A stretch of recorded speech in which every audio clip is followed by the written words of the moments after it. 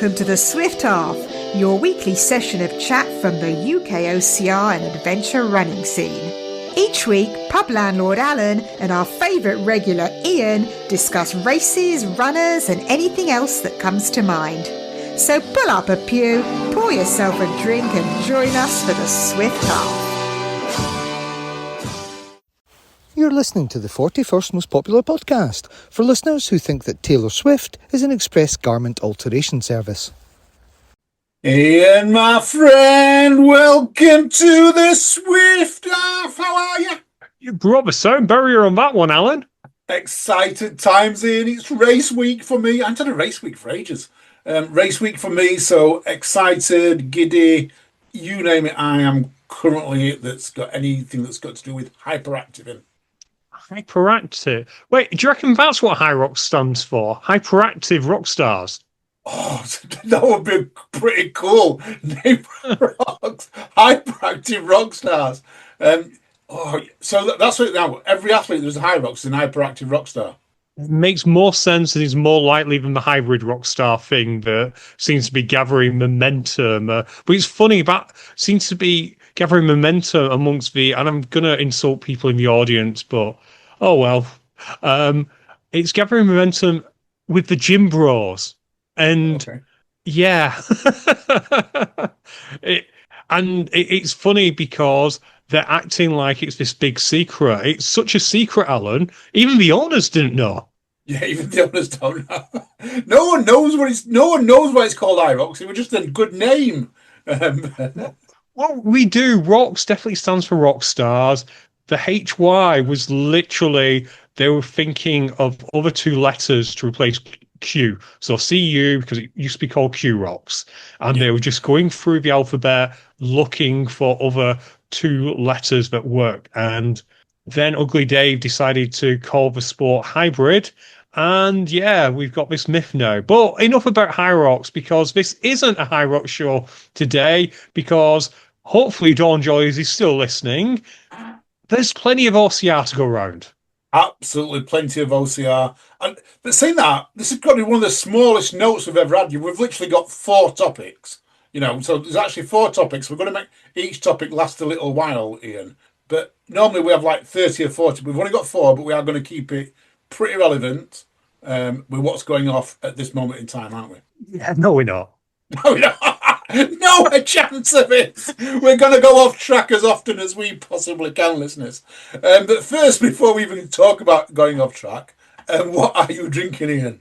Today, I'm actually ended up, Alan. I had a day off work on Monday because I was going car hunting, because mine is eventually going to give up the ghost. Not yet, but eventually will. So I went car hunting. I went to another Tesco's for a different meal deal. Go on. Well, first of all, no. What garage are we looking at? What car are you looking at? I'm interested in what car you're looking at first. Really looking at Kias. I quite like my Kias. I had one a few years ago, and then for some reason they went crazy expensive, and then everyone remembered they were Kias, so they're back within my price range. A nice one. Like it. I like Kias. I haven't had one, but I do know Harley says that and Harley's a mechanic, so Harley knows these things now. He says they're not quite bad cars, so nice. Yeah, my brother, who's a mechanic, says that he only ever sees them now for punctures and battery failure, and that's a nice place to be. Well, a nice place to be. Are you going electric or hybrid or? Well, you know how much I travel. Electric at the moment just wouldn't work. It would take me 7 hours to get to work. Oh, yeah, probably would. Yeah, I couldn't until they master the art of making an electric car charge as quickly as it is to put petrol in. I guess I'm killing polar bears and penguins. Cool. Well, not cool you're killing polar bears and penguins, but cool you're not going electric. Arlie's told me to stay away from them because he believes that hydrogen cars will be in within 5 years, and if we go hydrogen, it will literally it'll kill electric cars because hydrogen is just basically water. Wait, do you reckon that's what it stands for? Hydrogen rock stars? Hydrogen rock stars.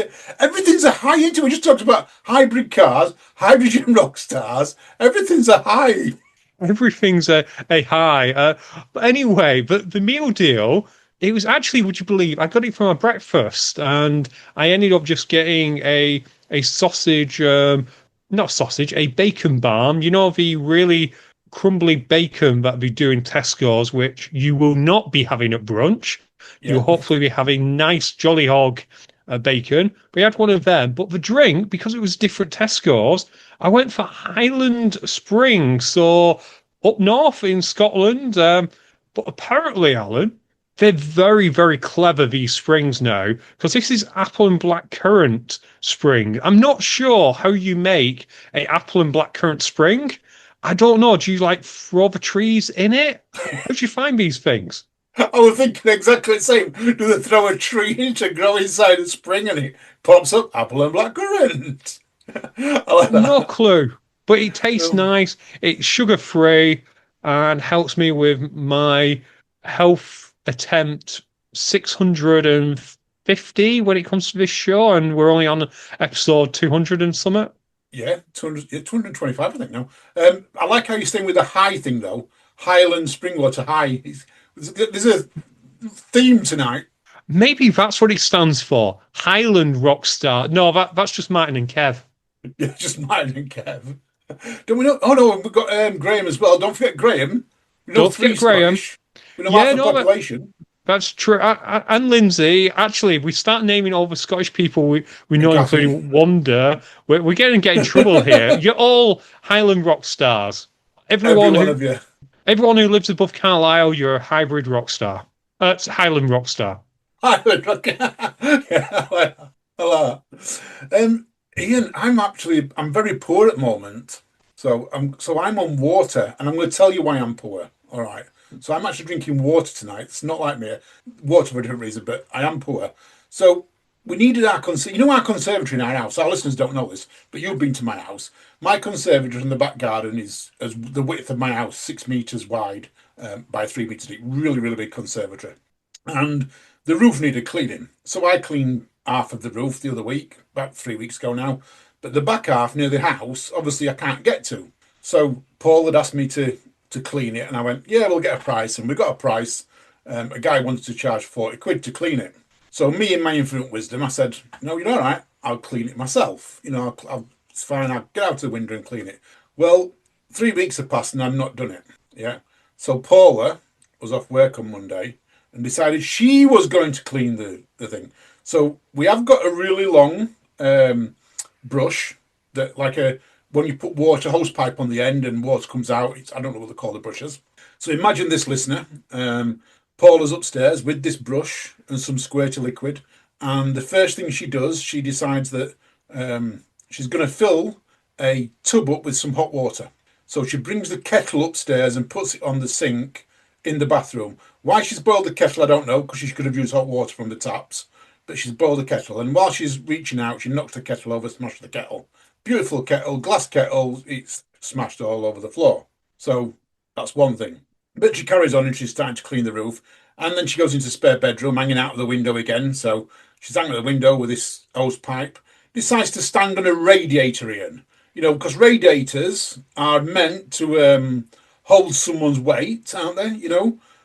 Decides to stand on a radiator, and the radiator decides that it doesn't want to hold onto the wall any longer, and falls onto the floor. So yeah, we had a little puddle, water coming out of it, and we had to get a plumber out. And I've got to tell about the plumber, Ian. So I'm poor because anyway, I've got to have all this work done now. I've got to have a new wall done, new radiator done, new plumbing done. I've got to buy a new kettle. That's why I'm poor. But the plumber, Ian, is 76-year-old. His name's Dean. Yeah, he's 76-year-old, Ian, and he was telling us about his swollen scrotum for 20 minutes. So let's reset for a second. To A lot of save information there. Yeah, to save £40, you decided to rip a radiator off the wall, Yeah, do damage to your wall, smash a kettle, yeah. and have the joys of a retiree, or should be retired, telling you all about his hospital stuff. Exactly. What a great week I've had so far. So I'm on water.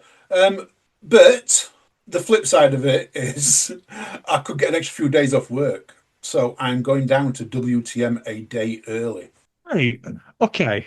Your work actually has because my work, of course, you have your standard holidays, you have your sick days, you have bereavement days, although they're fairly limited. You have to really be related. Your work actually has both steps on radiator, rips it off the wall leave because I know there's rumors that the civil service is a little bit soft when it comes to people's leave, but even I think that's ridiculous. And also, causing damage to your house to save 40 quid is the most Yorkshire thing I think you've ever done. It's cost me much more than 40 quid to fix it. It's one of them things Paula was frightened of telling me because I was at work when she told me that she'd done it, and she was a little bit frightened, but I said, I'm cool with it, don't worry about it, I can't change it. But going back to the work thing and the leave, we are entitled, as a civil servants, we're entitled to what we call emergency leave. Okay, so it does come off as holiday entitlement, but we are entitled to emergency leave, or we can take it unpaid. So I'm not going to take it unpaid because I've had to pay for a new kettle, and I've had to pay for a new radiator. I haven't even picked my radiator up yet. Oh gosh, I've got to go and pick that up this week. So I'm going to pick that up tomorrow before I go to World's Toughest. Oh God, I'm all discombobulated now. Yeah, and you need a new kettle. And I need a new kettle. And I need a new kettle. So water it is anyway. But no, I'm actually drinking water because I'm trying to hydrate before the weekend. That's the plan. I don't believe you, by the way. That looks like a Brewdog glass. That's gin. It is a Brewdog glass, but trust me, it is water. And it's tap water too. Should you drink tap water? Um, I can because I live right next to a reservoir. As Okay. for you, I'm not sure how clean the water is in Barnsley. We'd have to ring a friend in Spain for when they go on holiday to Barnsley to ask them what the local recommendation is. Because we know how clean the water is, in Spain and various places. We need a tourist to tell us how clean the water is in Barnsley. Yeah, we probably do actually. You're probably quite right. Um, I think what's the difference between hard water and because my parents used to always say to me, "Oh yeah, if you go to so and so, it's hard water, but if you go to other side at Pennines, it's soft water." And I never ever got what the difference between hard water and soft water is because you touch it, it doesn't feel any different. It's still the same. It's water, isn't it? You know the difference. Yours is probably hard water. You'll know the difference because if you end up in a hotel with soft water, which often happens, you'll know when it takes you 20 minutes to wash the shampoo off. Oh, right. So it's obviously so it's not as thick then, is it? I was saying it's not as thick, it's a bit runny. Bit runny, it's I, water, it's runny. Oh, yeah, I can't make this up. I've no clue, but yeah, if you've ever been in a hotel, it's taking you a little bit longer to get the shampoo out of your hair, which, yes, I know, listener, believe it or not, I do still use shampoo, but it takes you a bit longer to get the shampoo out of your hair, no matter how much is left, then yeah, you're probably in a soft water area. Oh, cool. Cool. Well, at least we've sorted that out. Can we talk about WTM while I've touched on it? We can. I'm not sure we've got much left on the show. What time do we start again? It feels like an hour and a half ago. It probably does. We've got plenty of time. So as we record, people know it's not on a Friday morning. We have got 12 of the obstacles listed on the puzzle pieces. Shall we go through them? By all means, but don't ask me to tell you what they are because I have no clue. Well, I think we can probably guess some of them. Brexit barrier. So number one's Brexit barrier. This is right after the start line. According to the map, it's before you go into the woods. Now, I know a few years ago that they had Dublin walls there. So I'm going to guess that Brexit barrier is going to be Dublin walls. I'm going to guess you're wrong. Okay. What are you going to think it is? I believe that they've got the local members of Reform to be there with a police barrier and megaphones to just yell at you as you go past. Oh, that's good. That's not going to happen. That is not going to happen, Ian. This is a serious podcast today. Oh, Okay, we'll go with your idea. thank you. Number two, Aristocat. Now, I have no idea what Aristocat is going to be. I can't even think of anything. Someone said it might be Twinkle Toes. That would make sense because of what a cat does.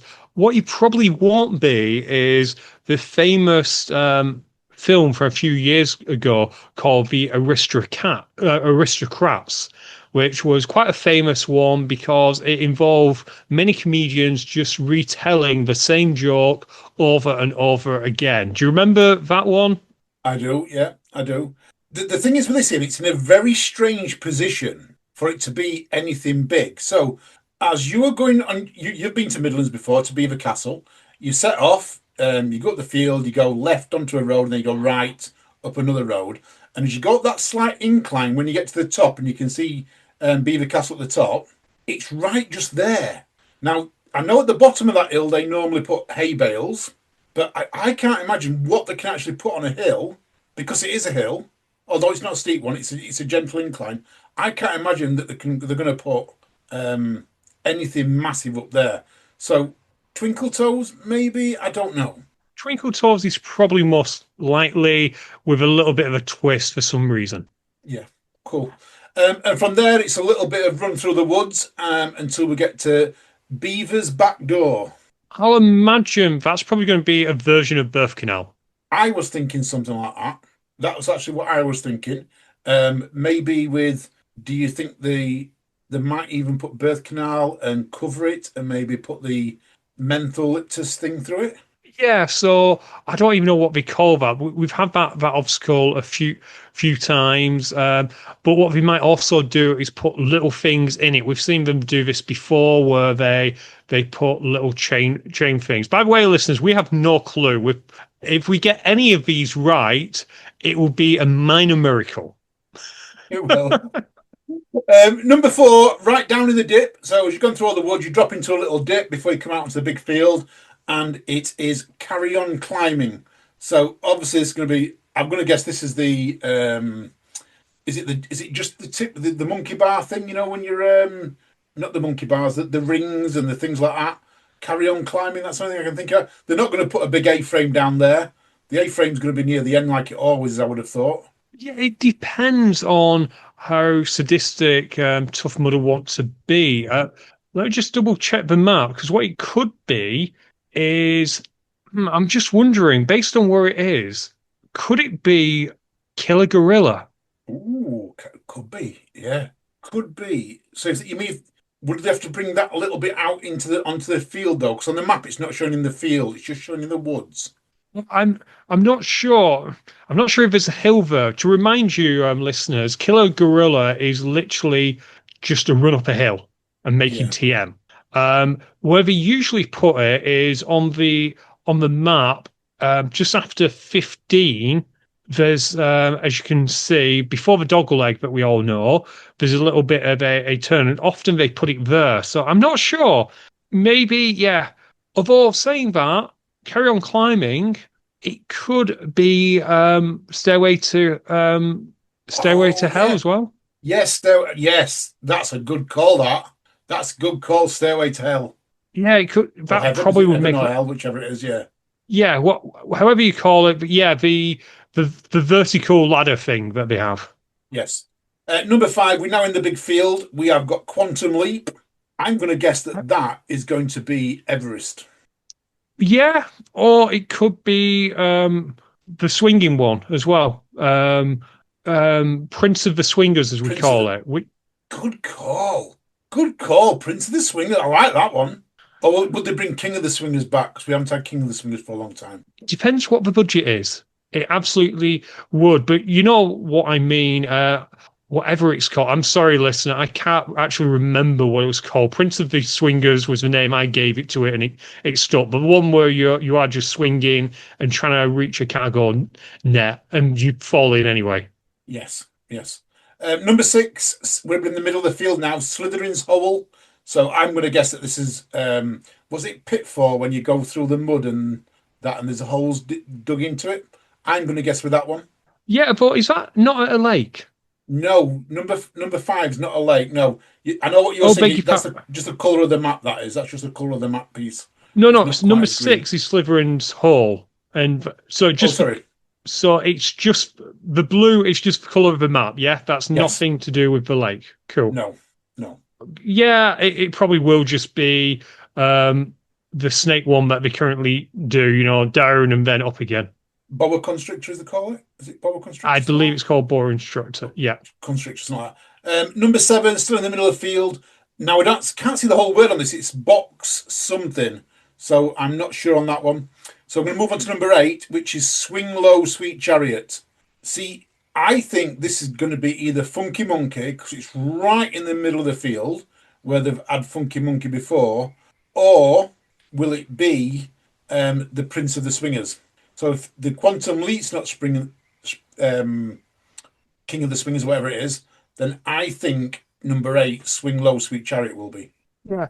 It wouldn't surprise me if number 8 is like you say, yeah, it could be Prince of the Swingers, it could be Funky Monkey. Oh, it's interesting, isn't it? It is. It is. Number 8, Itching Immersion. For me, that's got to be Everest. Never seen Everest in that place position before, but it is right next to a road. Oh, in fact, I have seen Everest in that place before. About 6 years ago, it was in that place. So yeah, and that was just at a normal Tough Mudder. So that could be not Everest, the ice cold one, Oh, it Arctic could Enema. Arctic Arctic Enema. Enema. That Yes. actually that would make a lot of sense having an Arctic Enema type thing. Not quite sure how you're gonna have it Ichthyosaurus, but I'm sure they'll figure it out. Yes.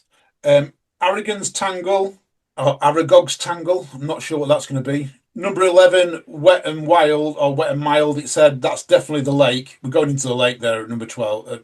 Oh, that's number 11, isn't it? Yeah, number 11. Definitely going into the lake there.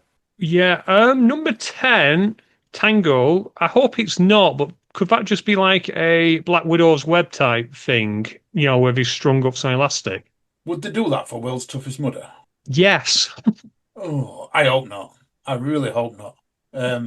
I haven't seen that since Yorkshire about 5 years ago, and I hope they just haven't brought it back. Well, they could, but it would probably be in a shipping container or something like that.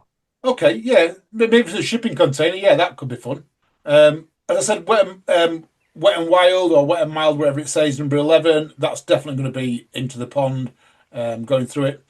Number 12, Ball, Sack and Crack, and that's on a hill.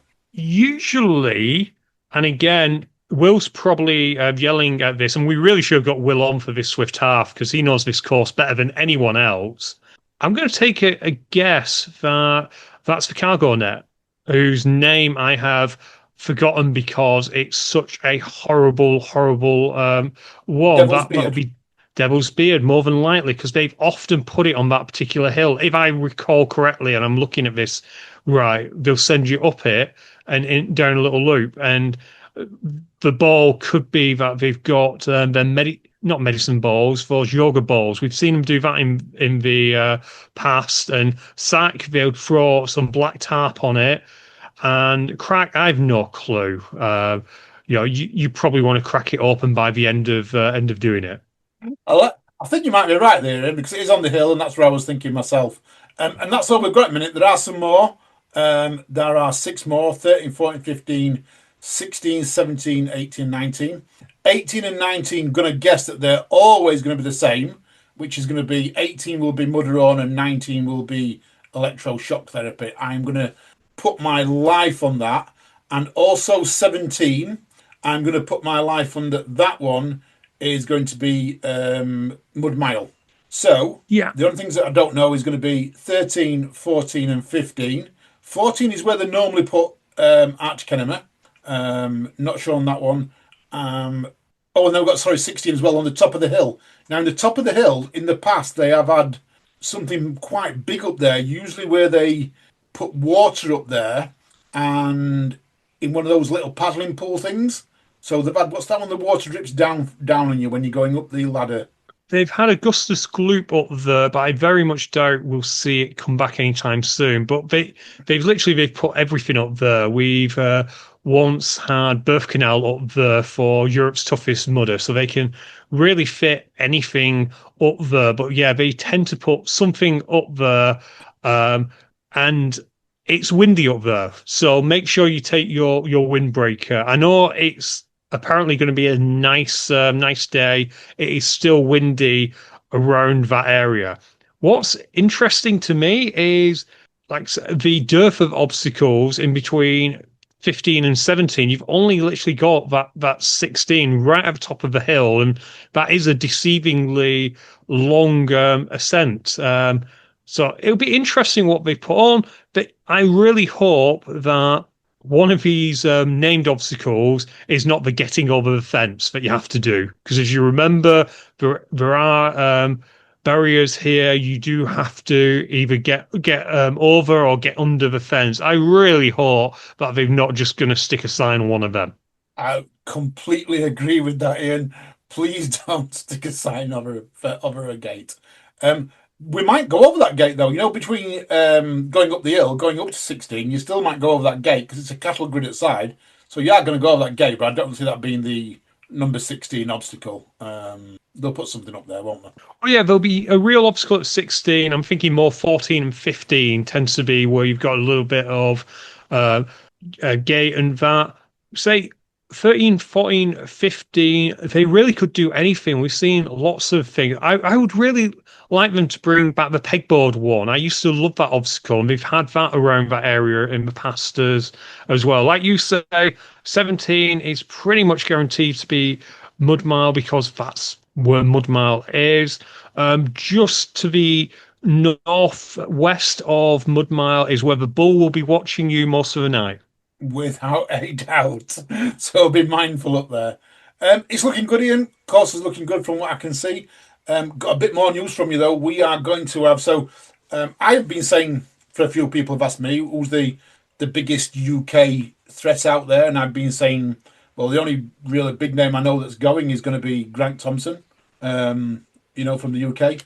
However, we are going to have another Briton going who could podium.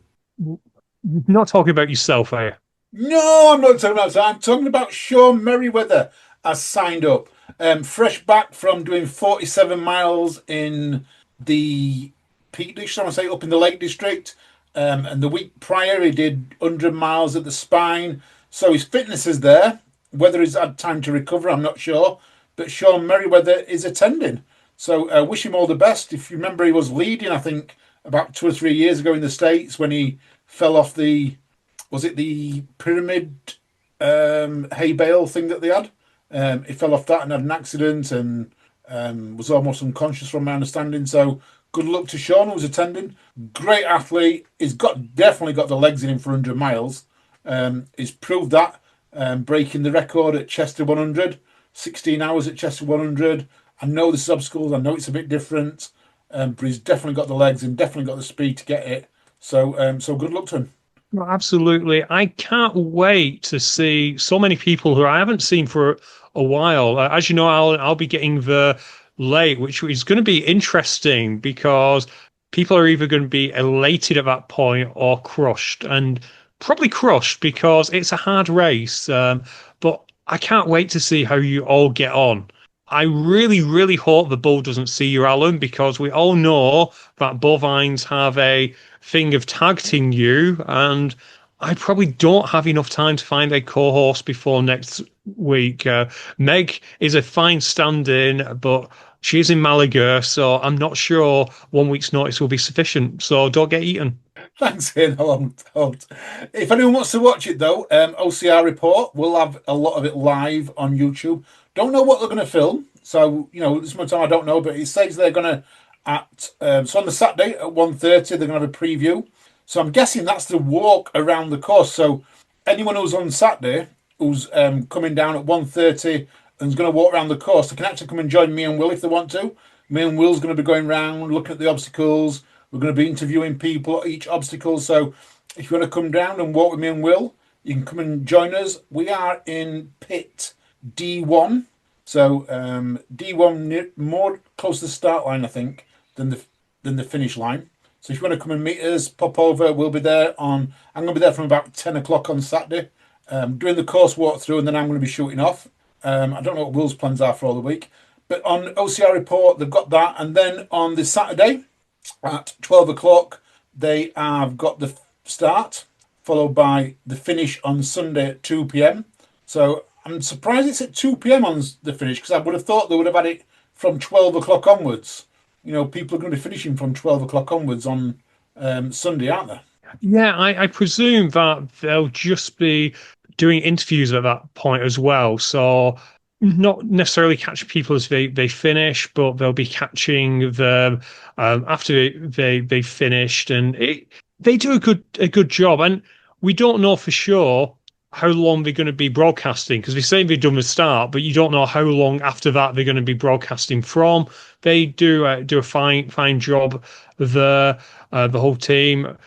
For Fran, this is going to be fantastic for her, because this is the closest most toughest mudder she's been to, and she'll be able to commentate without being a little bit jet lagged. Exactly. And then they've got the awards at 12 p.m. on the Monday. So all the awards. In the meantime, you can watch on our Instagram and Facebook. Both me and Will be posting throughout. And Obstacle Racing Media, Matt B. Thompson's coming over. Matt B. Davis, sorry, Matt B. Thompson. I wrote Grant Thompson on it, and I got Thompson on. Matt B. Davis is coming over from Obstacle Racing Media. As always, I think he's probably been to every World's Toughest Mudder, has he? I believe he has, and I know he's not doing as much OCR as he used to, but he couldn't miss a WTM, and we're happy to see him. So if you see him, say hi. Say hi. I'll be popping over and saying hi as well. So yeah, so lots to see, lots to do, and that. I've had to go to another story from WTM as well for me, and another reason why I'm a little bit skint this week. I've had to buy some new shoes. Is this for the brunch on the Monday? You want to make sure you're looking your best. Wish it was, Ian, but no, I've had to buy some new running shoes. On Sunday, I thought, right, let's get my running shoes out. This is last week. Let's get the running shoes out. Let's see what I'm going to take. I have always planned on taking 3 pair, 2 pair to run and a backup pair. So I got my Innovates out. Yep, got them nice ones. So I'm going to be running through the daytime in them. Then I got my VJ XTRMs out, gave them a little clean. And as I was cleaning them, I noticed that the heel on both shoes had come away from the sole. So I was like, oh no, I've got to have them repaired. So took them in for repair on Monday, and I was so worried I wasn't going to get them back, because he said to me, he says, I'll try and do my best to them. Can't promise at the cobblers. Can't promise to get them back to you. So I was like, right, what can I get? So I went and had a look on VJ's website. Couldn't get them in time. So I ended up going on to sportshoes.com and buying some Innovate and Mud Talon Speeds. So good grip on them. Not the best cushioning ones, I've got to admit, but hopefully I'm going to be feeling all right. I've got some other insoles I can put in. So yes, I've got some Innovate Mud Talon Speeds. But then today I've picked up my XTRMs, and the XTRMs are fixed. So I've got a choice of aggressive shoes. I'm really disappointed in you, Alan, because I thought you were going to tell me you bought some more miles. Oh no, that would have been good, wouldn't it? I'd have bought some more miles for a one. What happened to them? Are they still going? I bet they're still going. Well, basically, they moved from the 3, which was a great shoe, to the 4, which was a terrible shoe. And yeah, everyone stopped buying them, even though they were literally 24 quid with code UKOCR. Yeah, we had a discount on them. I remember that. So you can currently buy them for $34.99 from My Sports and More. I've got to have one of the most aggressive grips of any shoe out there. I've never seen any shoe in my life with such an aggressive grip. 34 quid. This is like the Freddo thing. Freddo's going from 10. Never mind, Freddo's from 10p to 45p. More miles from 30 quid to 34. This is scandalous, Alan. And they must be selling well, because lots of the colours have sold out. Oh wow! So yeah, that's absolutely amazing. In fact, ladies can pick them up for $29.99 now. Okay, that's better. Right, should we move away from WTM, because it has taken up most of the show, and it's not the only big race this weekend? It's not the only big race. The Euros is out this weekend. Is out. The Euros is happening this weekend. We have got so many of the UK's top runners going out there and competing. So good luck to everyone. Will, Becky, and Chris did a preview show on Monday, and on Thursday. So if you're listening to this on Friday, on Thursday, our Monday podcast has been brought forward early to Thursday. And the reason why is because those pesky little mites down at Pint Size OCR decided to, instead of do a normal Monday show, did a Euros preview. So I had to fetch it forward to the preview before the Euros because there's no point in listening to it after the Euros. That is the kind of organisation I'm proud of. So thank you. And I haven't put no outtakes on it. But I'm going to say a big thank you to Finlay for causing me major issues in the editing. It's never took me 2 hours to edit a podcast for a 30-minute podcast in a long time. So thanks, Finn and Libby, for that. You made me earn my money this week. Oh, £0 and 0 pence of it. Alan, shall I see if I can get through all of these names? Go on. There's 150 people going. Go on, quick. Let's have a quick shout out to all 150 that are going.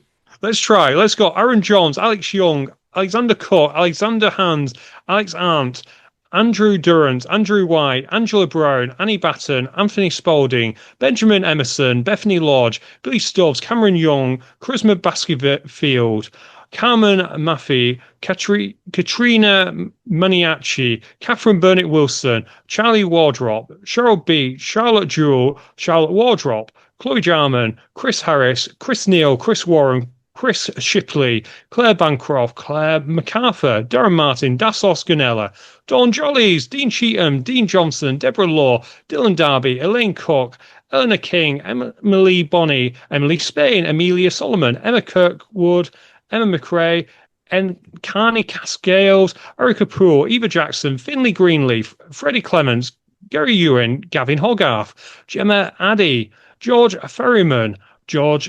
Gilliams, I believe, Grace Campbell, Grace Gray, Harry Jeffrey, Harrison Hendricks, Hayden Andrews, Heather Radcliffe, Henry Ferryman, Henry Seal, Ian Solomon, India Miller, Iona Love, Izzy Young, Andrews, Jacob Peregrine Weller, Jake Charles, Jake Jollies, James Burton, James Jarman, James Marigold, James Percy, Jamie Gay, Jason Mollam, Jason Wright, Jalen Burton, John Barlow, John Poole, Jonathan Hunter, Joshua Coates, Joshua Hall, Julie Botwood, Karen Glace, Karen McQuarrie, Carrie Eddy, Kerry White, Kirsty Stillwell, Laura Hayward, Lauren Cox, Lauren Holmes Cook, Laura MacArthur, Liam Murrow, Liam Warren, Lindsay Young, Logan Hans, Lorraine Curry, Louise Ferryman, Louise Roscoe, Lucas Watkins, Lucy Newberger, Luke Gray, Major Kotarska, Max Wildish, Matthew Rolfe, Megan Tranter, Michael Cairns, Mila Stanzani,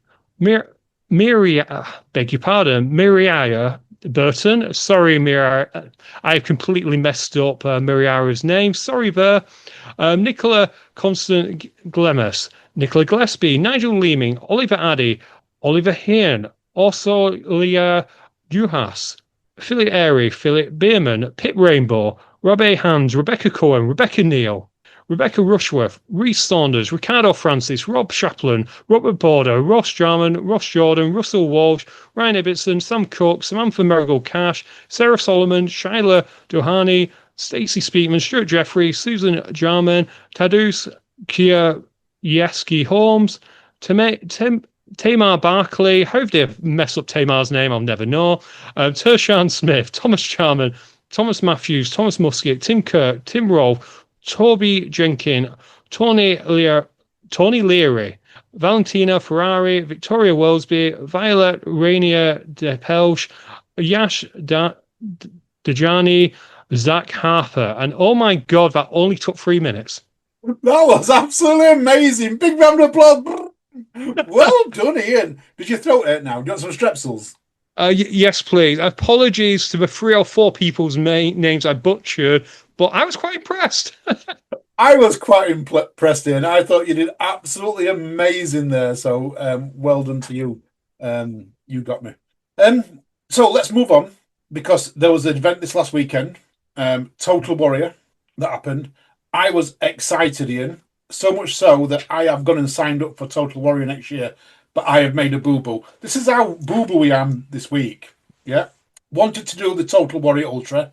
It came up when I logged on, $59.99. So I looked on it and it said sign up here, $59.99. Signed up straight away, $59.99. And then just as I'd done all through the registration and paid my money, it turned around and said something about 12k Warrior. I'm thinking, well, I haven't signed up for 12k Warrior. I've signed up for the Total Warrior Ultra. And I've gone back in, and it's the system. So anyone who's using Total Warrior to sign up for, be careful, because when you click on Total Warrior, it automatically defaults back to the 12k Total Warrior. So be mindful anyone sign up. I've had to email them, say, hey, look, I've signed up for the wrong one. What can I do? And everything else.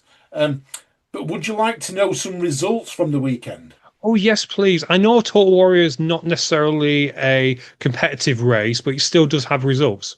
It certainly does, yes, because it's all timed. So in the males on the Saturday, we had John Wood, Chris Garton, and Mark Dickinson. I don't think that's our Mark Dickinson. I think it's another one. And in the females, we had Olivia Mulligan, Kelly Langston, and Lauren Wood. And then on the Sunday, so we had 12k Sunday as well. We had Josh Taylor, Damien Kenning, and Tommy Wright winning. And then Carla White, Drew Alliston, and Kerry Holiday in the females. Total Warrior. Now this is pretty impressive, yeah. And I'm going to say I'm not sure that these laps are right, because it's 12k laps and you get 5 hours to do it in. So it's saying here that Russell Ford completed 9 laps. I'm not sure that that's right. That doesn't sound right. He completed laps every 34 minutes. 12k in 34 minutes is world record pace on the road. Yeah, unless it was a case where it was shorter distance for them, like maybe it was obstacle heavy, it cut out some things. I'm not sure, we weren't there, unfortunately, but I'm not sure. I'd agree with you, Alan, that 9 times 12 in how many hours did you say? 5 hours. Yeah, that doesn't make any sense. I think Kip would have trouble with that as well. Definitely, definitely. His second was Kev Maudsley, third Craig Bagnall. In females, Nicola Jones won, Caitlin Walker second, Ruth Weller third. And then a new one, because I've never seen this before, Ian, non-binary category, Alex Skelton won. That's the first time I've seen any results in non-binary as well.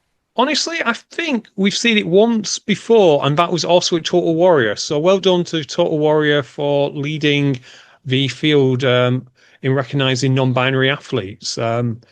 Anything that helps progress, I'm all for. Very much so. They did a great. I don't know if you was on social media a lot of the weekend, Ian, but they've got a new media team up there. I'm 100% convinced they have, because the whole media from the week before the race right through to as we record this has just changed. They are producing content that is absolutely fantastic. It's up there with Nuclear Racers. I love Nuclear Racers and Sam and the team. The content they provide, what these were providing was different, but it was right up there. It was great content, obstacle builds, and then on the day, both Saturday and Sunday, talking to athletes, and not necessarily the top athletes, talking to every regular athletes, getting them to chat on. It was just really good. I've taken my hat off to Total Warrior. They did an absolutely cracking job of bringing Total Warrior back to life. In terms of, it made me so much. I watched it so much that I wanted to sign up for next year, and hence I'm going to sign up for next year. Yeah, you know what I saw over the weekend? I caught up on their social media after, thanks to a tip from you, Alan, and we may be borrowing some of the stuff that they've been doing, because it was good. Well, I don't think our cameras are quite as fancy as what they're using. But you know what I saw on the socials? Go on. I saw friends like our good friend Emma. Yeah. I saw them doing Total Warrior. I saw Holly Addison, who I've not seen for ages, doing it. I've just realised people probably don't realise who I mean when I say Emma. I mean Emma Waring, but Emma yeah, Waring. just in case, Emma Waring, she was there. I believe it was the last minute sign up. And like I mentioned, Holly, a friend of mine from the old Muddy Maniacs days of all things, she did it. A bunch of people from my gym did it.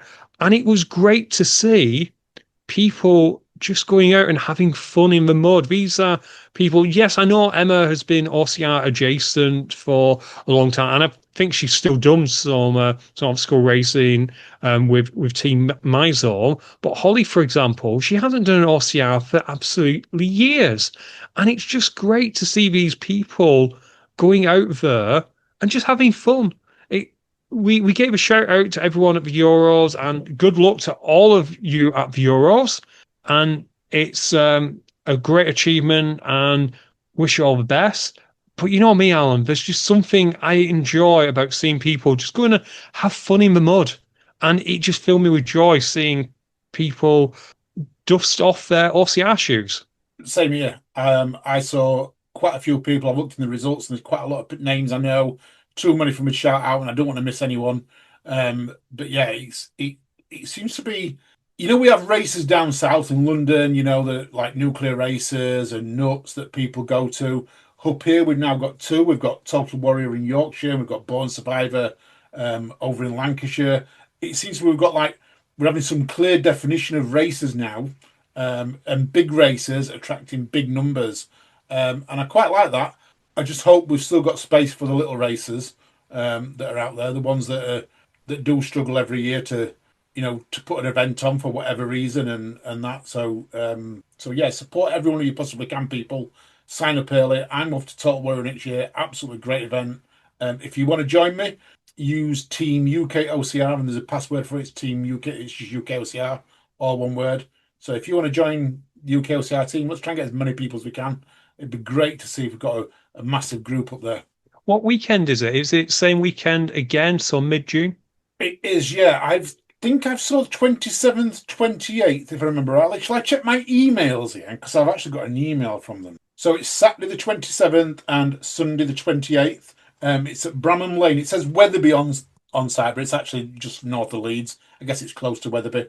So 27th and 28th of June, and they're on the Total War is just the Sunday the 28th. So, but 12k Saturday, 12k Sunday, and I think they usually do a 6k run as well, but it's not on the results this week. So yeah, so it's 1 week later next year, but probably good, but it wasn't 1 week later this year because it's a little bit busy this weekend, Alan. It's very, very busy. I think it's great that it wasn't, this coming weekend, because we'd have seen massive difference in numbers at all events. When you've got three massive events, I know the Euros is not in the UK, but when you've got three massive events happening, the numbers dwindle at all three, and there is really no winner. Yeah, no, exactly. I do think just WTO and Euro, I know they're clashing with each other, which is a shame because there's plenty of them names we read out who would love to be at WTM. But in the same vein, it's Euros. You kind of have to support that. We do have a little bit of Euro adjacent news with UIPM announcing the obstacle task force and that. And you know what, Alan? You can talk a little bit about it. I'm actually done. For this week, it's such a happy week. We've had a great weekend. This weekend just passed. I didn't even mention last weekend. Whilst you were planning on ripping things off your walls, I was at a beer festival with my dad. I had a great weekend, and it's going to go into this weekend. It's going to be a great weekend. And UIPM has tried to spoil it. So this week, they're not spoiling it for me. Alan, floor's yours. I'm not saying anything. I might say stuff next week. And I'm not going to spoil it either. I'm just going to say to people, I have actually put it on our website. So if you go on the ukocr.com, you will see the latest meeting between UIPM and Ian Adamson. I've copied and pasted direct from their website, from uipmworld.org. So I've not changed anything. It's all on there. Have a look what's happening. If you want to get a long story cut short, is Ian Adamson is selling us out. But go and have a look. But that leads me to, we are sitting down with British Obstacle Sports in less than 2 weeks. You need to get your questions in. I've got quite a lot of questions already come in. But the more questions we can get, the more we're going to answer. This is about British obstacle sports, though, guys. I'm going to say, and not about UIPM, although we will touch on that and asking questions about the relationship. But this is about British obstacle sports. All right. So come and ask your questions about British obstacle sports and let me know. admin@ukocr.com. Just put questions in title or just put for Alan, whatever you want to put. But that's it, Ian. I'm not going to go into great detail about it. It's on his website. People can see it on the homepage. They can click on the link and see it there. Perfect. Let's go into fitness racing corner, but I am going to keep it relatively brief this time. Then we can just wrap it up a little. Alan, High Rocks have released the rulebook for next year. We posted a little bit about it on uk.hxr, which basically covers most of the rules. Honestly, Alan, most of them are common sense, shall we say. So nothing in it that's going to catch people out. The big one, but perhaps great news for you, Alan, is the World Championships. They are changing the weights for 60 to 69-year-olds. It's now going to be pro weights. So I know you're worried in a couple of years that you could no longer qualify for the Worlds because you'd have to go back to open weights. But don't worry, they've got your back. You can now do pro weights up until the age of 69 at the moment. Like it, Ian, like it. And those are actually on our website as well, ukocr.com. If anyone doesn't know, we actually have a fitness racing section on there, which covers quite a lot of things. The news, we've got the calendar, we've got podcasts on there, an event review. So just go on there, top heading, fitness racing, click on the news. You'll get all the latest news from High Rocks and any other event that sends us any press releases. Yeah, exactly. We do like press releases. Just putting it out there. Yes, I know we have to rewrite them slightly. We don't just slap them on, but it's always nice to see what's going on. So if you've got a race out there, throw us a press release. We'll put it up on the site and hopefully get a few more people interested. So yeah, the High Rocks rules relatively uncontroversial. Shall we say? Yes, they have finally confirmed, Alan, that for a burpee it is 30 centimeters as opposed to a foot, and it's measured from the base of your hand to your toes. This is when you're going down.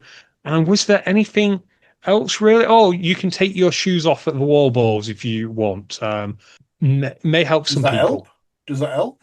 Well, it depends what shoes you're wearing. I guess if you're wearing what some people call the cheating shoes, the carbon plate ones, which are like spaceships, you might be a bit unsteady on your squat. So they could help, I guess. The Puma Nitros, they've got so they've got quite a big drop, haven't they? I think it's about 8 mil from heel to toe. So, all right, yeah.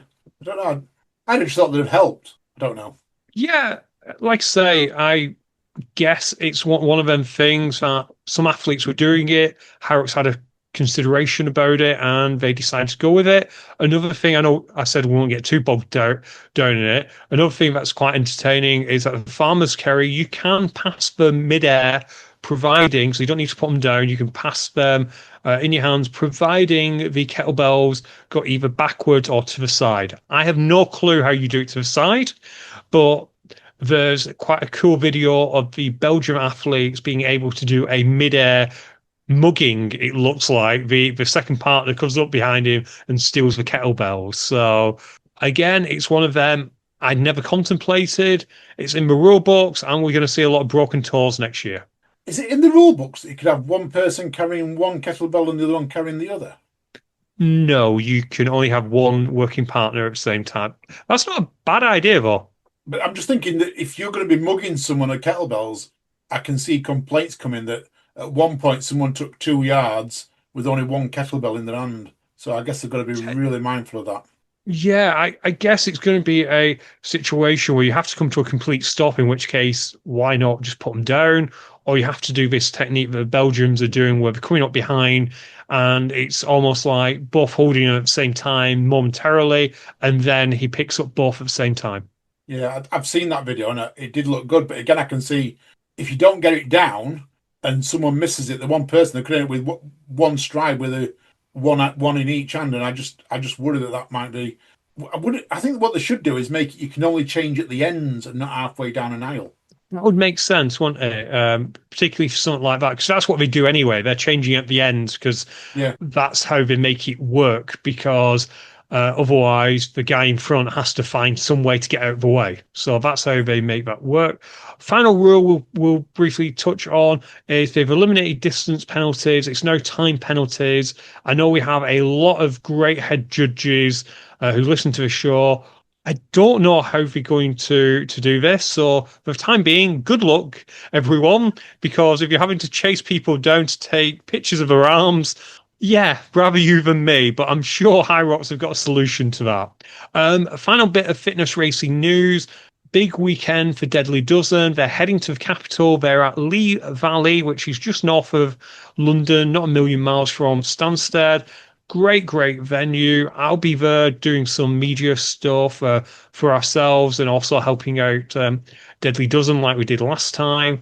And yeah, that's why I'm going to be a little bit late to World's Toughest. I'm just going to head in the car, which hopefully plays nice and doesn't blow up on me. No, it knows I want to replace it. But yeah, I'll hop back in the car, and on my way back, I'm going to call off in Grantham and probably sleeping in Alan's pit for most of the time, but I might see some of you finish.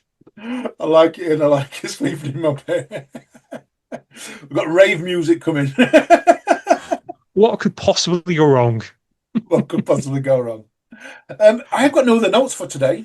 No, should we just end on a high then and wish a massive good luck? If you're doing World's Toughest Mudder, good luck. If you're visiting us from overseas, thanks for coming visiting us.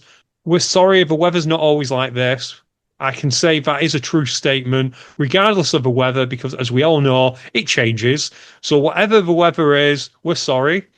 If you're going to the Euros, have an absolute blast. Keep as many bands as you can, but don't get mad if you lose the odd one. If you're Ian Adamson, just stop listening. I'll take the unsubscribe. Go away. If you're going to Deadly Dozen, have a great time. I will see you there. Alan, anything to add?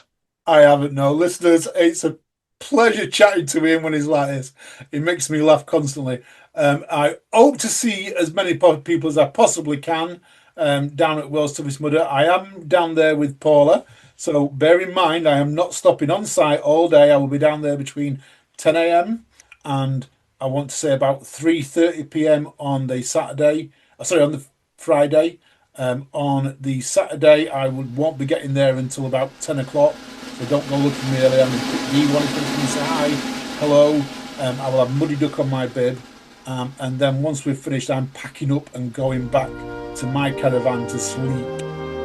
If you are partying at the Duck Inn, which I know a lot of you are on the Friday night, be quiet please, I want my sleep. In the meantime though, stay safe, keep running, we'll speak to you all soon. Have a great weekend. Bye.